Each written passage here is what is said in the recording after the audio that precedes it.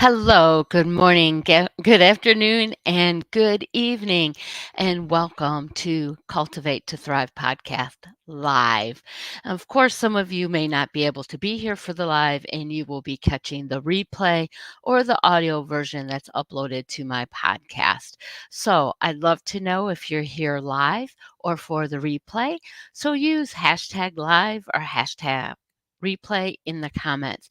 I'd also like to know who's joining us. So let me know where you're from, where you're tuning in from, and please do participate. I'd love to hear feedback, stories. Even if I can't get to them right away, I will definitely get to them later. I love to hear other people's experiences and input. So today's topic is self-care that every woman needs. I know that some of the information I will be providing isn't just for women. So I hope that everyone can take something from this that is beneficial and of value to you in some way. And if you find it very valuable or know someone who can use it, please share it with them. Share it to your network, share it individually. You can head them over to I am live here on my personal LinkedIn, Michelle Gunn, on my Facebook Cultivate and Thrive page, and on my Cultivate and Thrive YouTube channel. And again, it will be uploaded to my podcast, Cultivate to Thrive podcast, which you can find on all the popular platforms, but it is hosted on Podbean. Now, today, a lot of you, and I don't think any of you can really see my shirt, and definitely if you're only listening to audio, you won't be able to see my shirt. But I was very intentional when I chose my shirt today, and I usually try to be intentional in the clothing I wear. But today, I did in fact choose my mindset shirt. It says, mindset is everything, because it is in every aspect of our life. We do have to be intentional and positive, because if we already are being negative and seeing things in a negative light, that's all we're going to see. So make sure that your mindset is in the right place.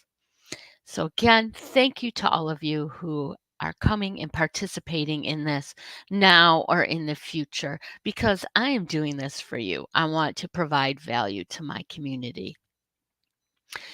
So, those of you who know me, who have followed me, who have caught really any of my own lives or podcasts or my content or me as a guest on other shows, you know that I am a Christian and that my foundation is in my faith, that I'm spiritual. And I believe that this is an important part of being a person that we all need to embrace. Whatever level it is, whatever you believe, you need to embrace it. So, your faith and your well-being definitely interact. They intersect. There's a part where they meet and come together to help you be the complete person you are. So we need to remember that.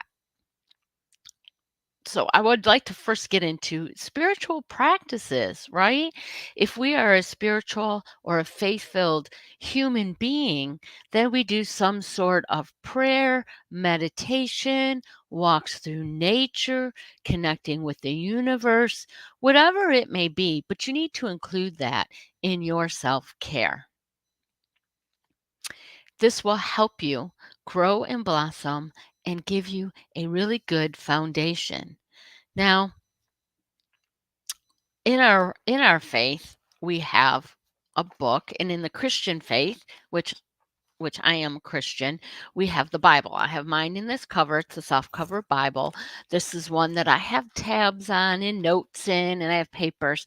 But one practice I used to do that I want to get back to doing is I would pray, start out in the morning, and ask God, and specifically the Holy Spirit, to guide my thoughts and words and actions today. And please guide me to hear the words that you want me to hear. And then I just randomly open the Bible. And I did that this morning, and I opened to some place that I'm sure I've read before, did not really stick out and did not know how it spoke to me.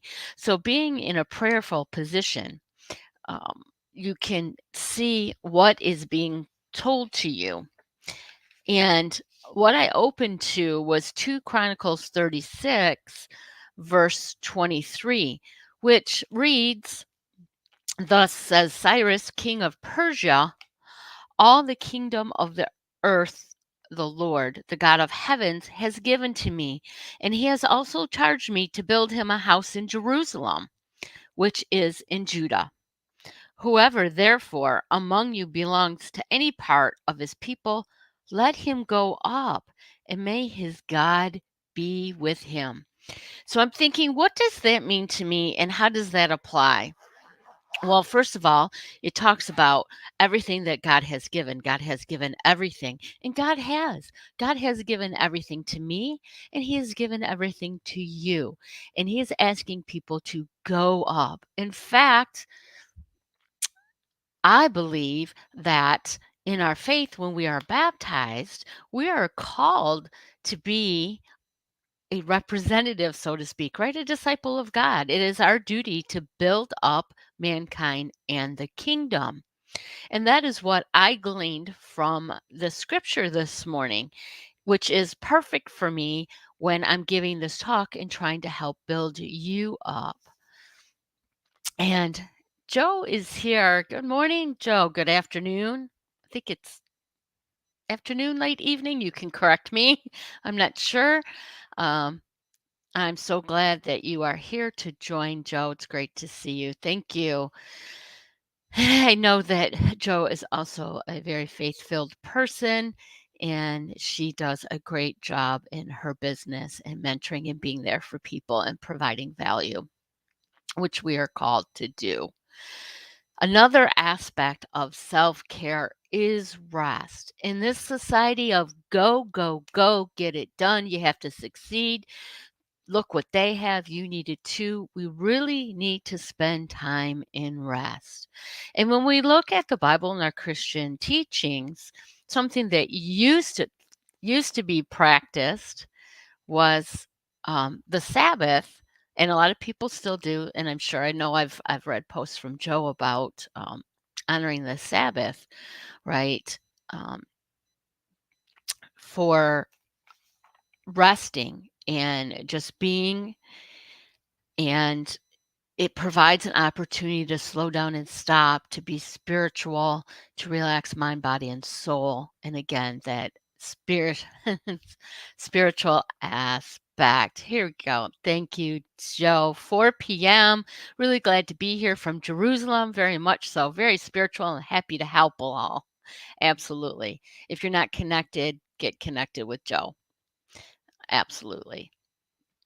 So, yes, you used to find businesses way, way back in the old days that were closed on Saturdays or Sundays, whatever fit the, I believe it was based on religion. People can correct me if I'm wrong, but I believe it was based on religion, the day of the week, and maybe it was both days back in the day. But as people started, I'm going to say, worshiping money, they wanted more opportunity to gain money, and they started being open. And then the consumers started demanding it because they worked all week and didn't want to go out. So I think that's where it led to today, or how it got away from us, but definitely observing the Sabbath helps in rest. And again, being realistic in today's day when people have many different jobs and careers, that may look different for you, but you need to have time for yourself, time to take care of yourself, time to nourish relationships, time to nourish yourself spiritually. And if you can't set aside a day, start with an hour. Start with 15 minutes. Whatever you can do, make it a priority. Schedule it in. As my friend Thane says, write it down, right? If you need to write down your plan for the day, write it down and then stick to it. It is a commitment that you give yourself. Also, if you can't really do that at first, take 5 minutes, take 2 minutes, take a minute. Practice breathing exercises. If you're at the office or if you're blessed to work from home or remotely, whatever that may look like on the go, whatever it is, take 30 seconds and just breathe. Close your eyes and do it with me now. And you feel your body fill with breath and let go. It's kind of just relaxing, right? And welcome, Clara from Georgia. Thank you for showing up. How's the weather there?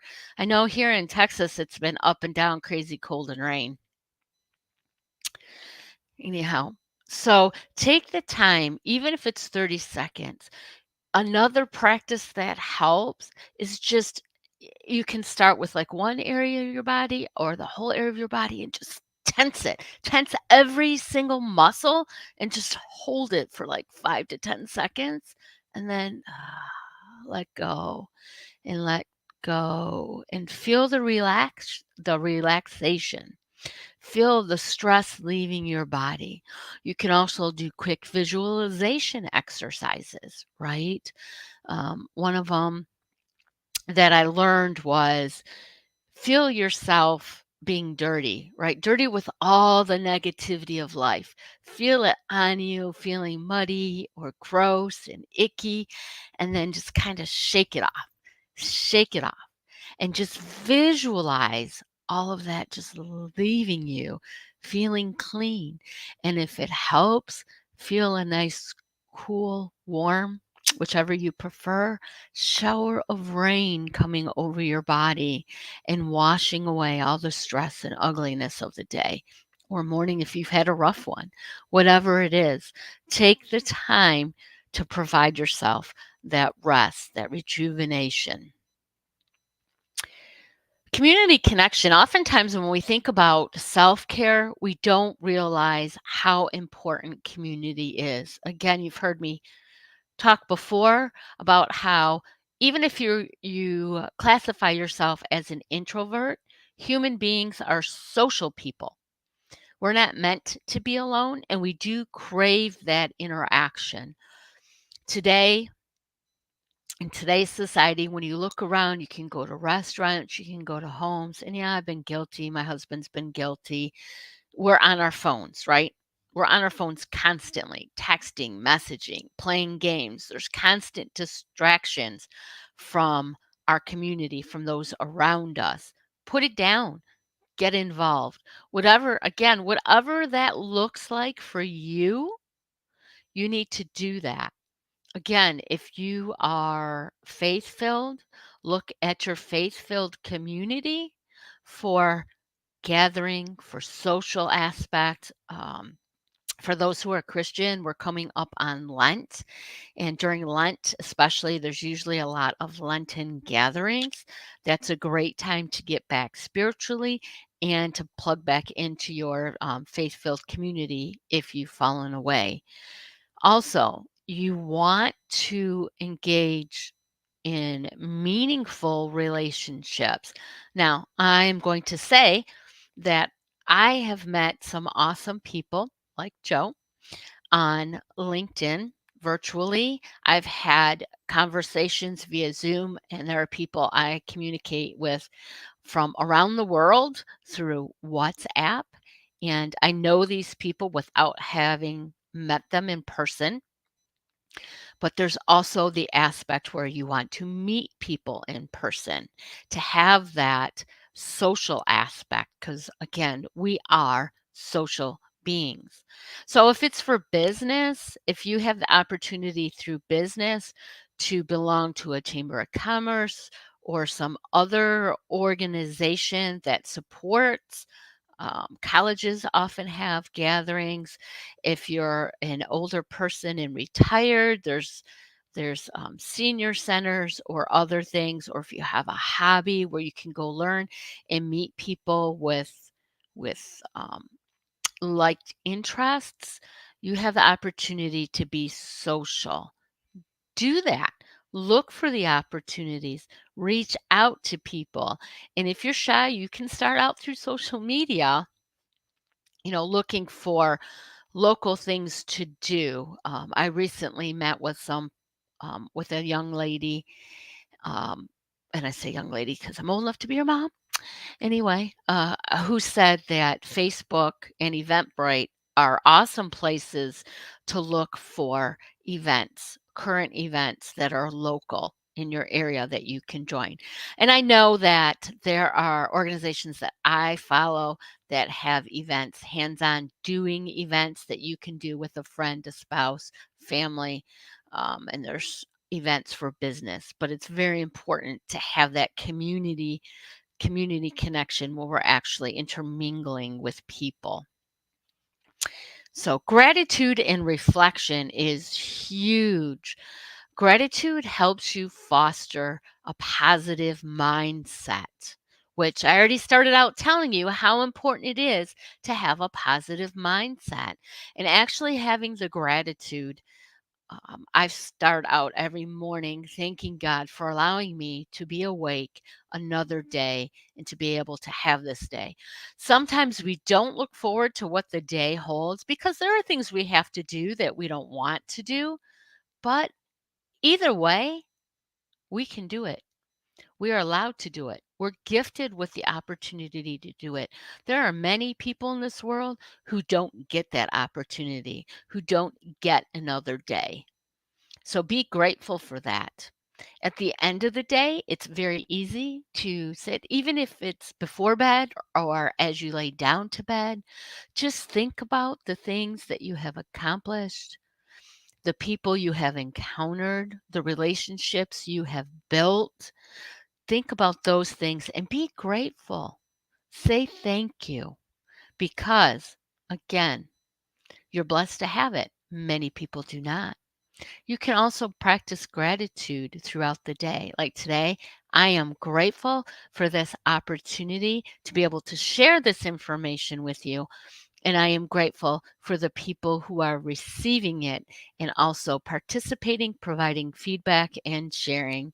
Thank you so much.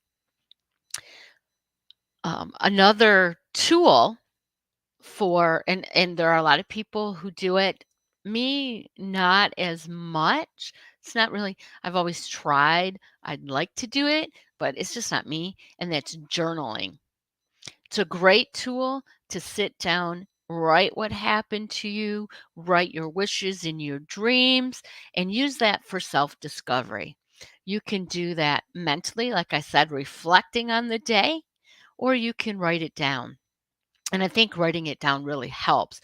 Also, if you have dreams, you may want to write those down in the morning because a lot of times in our dreams we're manifesting messages, completing stuff that we wanted to do or getting ideas of things to do also, things to share. I am far from an expert on dreams. These are things I have heard and read. So if anybody has things to share about that, please do. I'd appreciate it, and so would anybody who's present, I'm sure. Another thing that we struggle with in self-care is boundaries. So it's very important to have good, clear boundaries in life, and a lot of people struggle with that. I have struggled most of my life, and I'm getting better at it now, with learning to say no. Because I struggle with the saboteur of the people pleaser. I always feel like I have to make sure everybody is happy. And all that does is stress you out. It overburdens you. When you say yes to too many things, you then don't do things well because you're trying to get everything done because you don't want to disappoint people. And then there's people who don't have the boundaries. They let negativity in their lives. They let people with issues that need to get their issues straightened out. Now, I'm not saying don't support and turn your back on people at all, but you need to know what a good level of involvement is for you. What you can handle without draining yourself to the point where the only thing you're getting in is negativity. You can't do that. You can feed positivity to other people, but they have to be willing to accept the positivity. So don't allow other people's negativity to overpower your positivity. And you need to have healthy boundaries. And again, with your responsibilities, you want to make sure that there's a good balance, that you're not overcommitting just to make people happy or or to appease them. You just don't want to do that. So make sure you have your boundaries. And any of these topics, if you need help with, I am absolutely available to help. And I know there's a lot of other great people out there, coaches, mentors, things like that that can help you with these things. So do reach out if you need help with any of these. Physical well-being, which is a huge part of self-care. Um, I know I had went through a period in my life where I was in a work situation because things changed, and the stress at that place caused by a certain person actually caused me physical hives. My whole body broke out in hives. It was horrible. And now when certain stress peaks up, it I start feeling, actually for me, this might be TMI, but it starts in my face. So I feel my face starting to swell in certain areas. And I know that I'm stressed because I'm not always mentally aware that I'm feeling stressed. It comes about physically first. So then I'm like, okay, what's going on? What is causing this? And then I handle that stress. I don't just shove it down and ignore it. I deal with it. The other part of physical well-being, of course, the manifestation of the physical illnesses or whatever you want to call it is the physical health, right? The exercise, eating properly, getting some nature in, some sunshine. Humans need sunshine. I'm not a big outdoorsy person. I like some outdoors. I'm not a fan of bugs. So I don't often spend a lot of time out. And where I live is in a subdivision, so it's not like some people can go out in their backyard and have this beautiful scenery and a stream and a pond and woods. But there are opportunities, and I can make it a priority to have that opportunity to get that nature in my life. So you do want to make sure you're maintaining the healthy lifestyle of feeding your body well, exercising, and your mental well-being. And another way, especially for women who have to run a lot of errands, there are some men now in the world that do take on, it's not so much women roles and man roles as it is partnerships, which is wonderful to see. But anyone who's out running errands, if you go get groceries, you pick up dry cleaning, go to a doctor's, take a child somewhere, or even at work, don't park in the closest spot. This is simple. Park farther out. Walk. There's plenty of spaces far away because people don't want to take the time to walk. So make sure you build in some extra time for whatever you're going to have time to walk from your car to wherever you're going and your destination to your car. And that'll build in some exercise. Also, if you're in a building with stairs, take the stairs. And don't use the elevator, unless it's 10 floors and you're out of shape. You don't want to do that. But taking the stairs is also an option. If you live in a house with 2 stories, use the stairs as much as you can and to get that extra additional exercise in. And make sure you're practicing breathing while you're exercising so that you're breathing properly. Another part of self care is acts of kindness and service. And this isn't something that everybody really relates to self care, but you get joy and fulfillment from serving others. I mean, really. If you have a story to share about that, please do share. I'd love to read it. When you give to someone selflessly, when you give to someone selflessly, it actually provides joy, and that helps you build happiness, and it releases endorphins, and you just feel good. So you need to find meaningful ways to serve others. And again, if you're spiritual and have a spiritual community, there's often many ways to provide service to others. Find a way that fits your talents, find a way that feeds your soul. One example that I have is, okay, so if you're a teacher and you belong to a religious, um, you go to church and they have religious education for children, or Sunday class or something like that, and they need teachers. Oftentimes people look for teachers to do that because they're already teaching.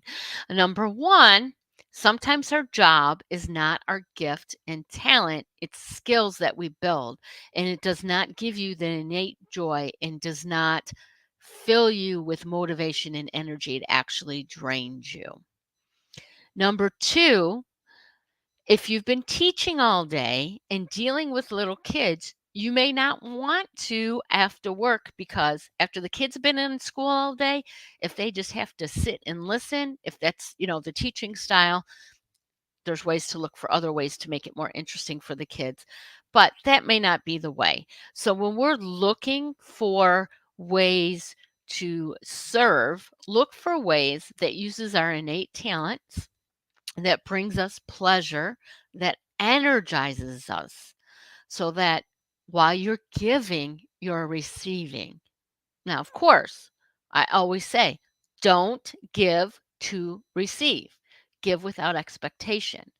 But if you're doing something that God has enabled you with gifts or talents, you're going to thrive off of that service. You're going to thrive off that giving. Same thing with kindness. Look for ways to share kindness throughout your day. It's very easy. Start with a smile. So many people are grumpy nowadays. When you see someone who looks like this, number one, you don't want to deal with them. Number two, it evokes a feeling in you that you don't want there. Smile at them. Hello. Have a good day. Hold open the door. Please. Thank you. Use it at home. Use it at work. Use it in the public. Just be kind. Now, we can go on and on with different ways you can share kindness, from monetarily to just doing things for people. But really having it grounded in what your gifts are will really set you up for inner joy and peace. Mindfulness in daily life is something we need to really focus on in self-care. So again, meditation, if you can do meditation. Now, I had a hard time with meditation. For me, it's very hard to stay just quiet and rest my mind. Of course, in the world where we're taught to multitask all the time, and now we're finally getting away from that. I was always thinking, wow, I'm doing good. I can do this and this at the same time. But usually something that you're doing is suffering because you're multitasking. It's very hard for me to quiet my brain. And I've been in places, and I've been to retreats where I've had to do that. In fact, I went to a no speaking retreat, which was very much a challenge for me. But then I didn't have to keep my mind quiet either. So my mind was able to race. But looking for meditation to help build your mindfulness, I'd also like to invite you to learn how to build your mental fitness with PQ reps. And what that is, they're small little reps that you do intentionally with your mind that focuses on stuff. And again, one of the basic ones is the breathing that I talked about earlier. Breathing in and breathing out. But you do it with mindfulness, listening to your breath fill your lungs, listening as it escapes, and only focusing on the breathing, tuning out other sounds. listening to your heartbeat, focusing on sounds far away, really intently listening for what you can hear, coming back to your breathing, paying attention to the signals your body's giving you. Okay, my ankle feels tight, so I'm going to name that ankle and go back to focus to my breathing to center my thoughts. The more you practice that and build your mental fitness, the more you'll be able to focus on the things you want to focus on that are important while other stuff is going around you. Being mindful will help you be intentional. It'll, like I said, it helps you focus on what you really need to focus on. Intentional living really increases the value and satisfaction with your overall well-being because you're being intentional about what you put in and what comes out of your body. You're working towards a goal. It's easier to see that goal when you're being intentional and mindful in that process. Another thing I talked about earlier that if you need support in any of these things, to reach out to me, another coach, a mentor, somebody that can help you with things. Definitely, it's good to have support. We're social beings, so we do thrive with it. But there may be also a time when you need to seek professional support other than a coach or a mentor or a friend. That's maybe you're dealing with something medical. I've said it before that coaches are not counselors or therapists. Now, there are some that may be both, but a regular coach is not a therapist or a counselor, and they shouldn't be telling you how to do stuff, what to do, and they shouldn't be giving you medical advice. So if you're in that point where you need some extra help, it's okay. The world is so full of crap that sometimes we will break down and we'll need a little bit of professional help. And it is okay. And I'm really happy to see that society is starting to normalize mental illness a little bit because it is something that affects a lot of people. I think you would be surprised to know people in your own circles who are affected by it because they hide it, because they're embarrassed or whatever. So it's not, it's a good thing and it's a sign of strength to get help. And it's important to your overall mental and emotional well being. So if you need to do that, please do that. Another thing that's important, this is the last of my tips on the list, is a confidant. Right? We all need somebody to talk to. Many times when there is a partner in life, you have that built in confidant, somebody you can just tell anything to. However, sometimes we need to vent about our significant other, so we want to make sure we choose carefully. Usually, family is not a good choice for that because it's more of an emotional thing that you need to vent about, and family will see that as a flaw in your partner when it's just part of who they are and it's the way you're receiving it, and that needs to be dealt with. So, a confidant is good to have, someone who will not judge you but will be there to listen, support, and encourage you. And it can be a friend. It's important to have a confidant at work. Gallup has research on that, that you need to have someone, because let's face it, oh my gosh, some of these work environments, you deal with so much stuff and you just need to talk about it. You just need to vent about it. It's not necessarily something you can always fix, but it feels good just to let it go because we do need to recognize our emotions, but we don't want to live in them. We don't want to dwell in the negativity. So we want to make sure that our confidant, and maybe you have more than one depending, on what the situations are. You want to make sure you have a confidant that is trustworthy, that'll keep it just between you two, that's understanding and non-judgmental. And you can be that for your you can be a confidant for the person you choose to be a confidant. But just make sure that you do have that. People who feel alone or lonely often get depressed, and they can do self harm when that's not needed, because every person has value. Every person is needed in this world for who they are and what they have to offer. So you need to recognize your value, and you need to take care of yourself. So I hope that some of these things will give you some inspiration on self-care.